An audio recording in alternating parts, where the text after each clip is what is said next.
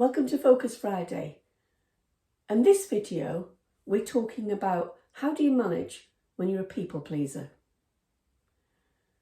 Do you want everyone around you to be happy? If you're a registered manager in care, you are likely to be the sort of person that wants people to be happy. And that means that you're likely to be a people pleaser. And that comes with challenges when you become a manager, because as the saying goes, you can't please all the people all of the time. And there tends to be two particular traits of being a people pleaser that can be challenging when you're managing in the care setting. The first one is you're probably going to have a tendency to conflict avoidance because you don't like conflict. And the second trait is that you're likely to be actively pleasing people. And when you're a manager, you've got a lot of different people to keep happy. Not just your staff, but your relatives and your residents and members of the multidisciplinary team.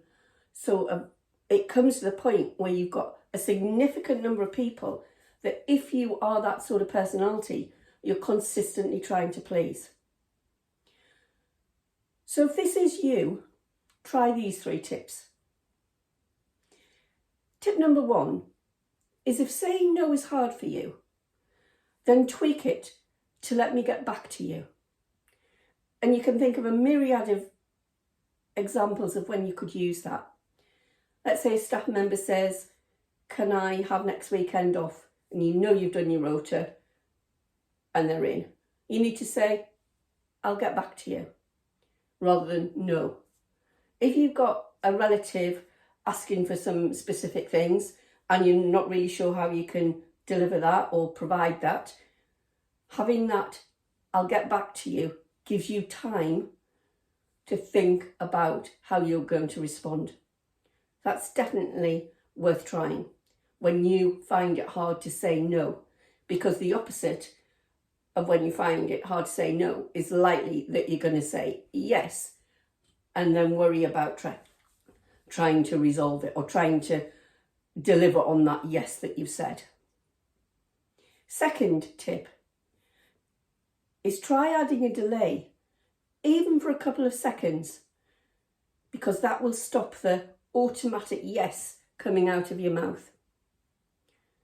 Sometimes those couple of seconds, and don't be worried if there's silence in it, gives you the time to maybe say, I'll have to think about it, I'll get back to you, or to be able to respond with the, I'm sorry, we can't do that because of X, Y, and Z. And third tip is be clear on your standards and stick to them. And I think that's particularly helpful when you are clear on your standards when you're working in care. Because it's easier to say no to something if you know that it's past a boundary that doesn't meet with the standards you set. So again, lots of examples we could give, but let's take common threads. Can I have next week off as a holiday?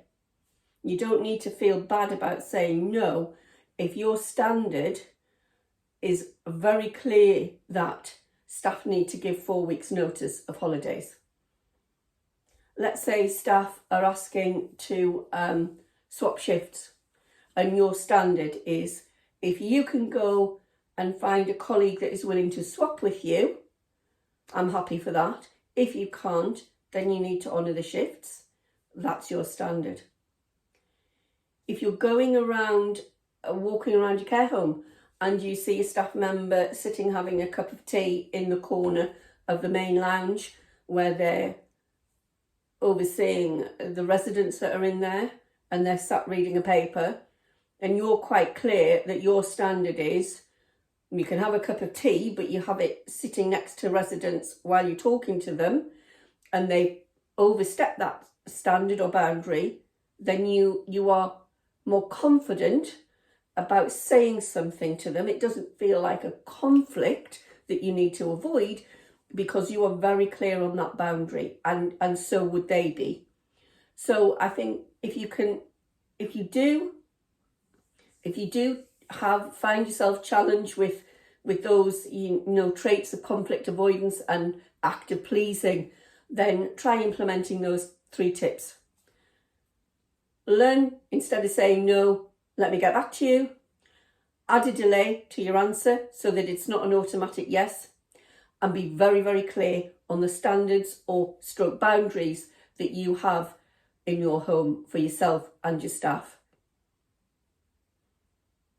Hope that helps. Thanks for listening.